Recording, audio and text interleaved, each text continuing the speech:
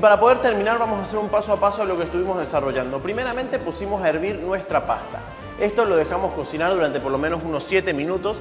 Posteriormente procedimos a trabajar nuestro aderezo, que consistía en cortar albahaca en chiffonade, luego rallar medio limón, agregar la crema ácida, seguidamente el jugo de limón, luego el yogur, empezar a mezclarlo y agregar aceite de oliva. No nos olvidamos también de la sal y la pimienta.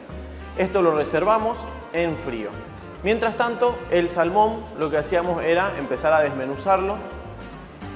Lo disponíamos en un bol, cortábamos los tomates, primeramente en cuartos, luego sacábamos las semillas y esto en tiras, que después se convertían en cuadrados para poder mezclar con el salmón. Seguidamente agregamos cebollita de verdeo. Luego trabajamos la cebolla, la cual cortamos en cubos, la dispusimos en una cacerola con aceite de oliva y empezamos a cocinarla hasta que tuviera un buen pardeamiento. Esto lo mezclamos posteriormente con nuestro salmón, nuestro tomate y nuestra cebollita.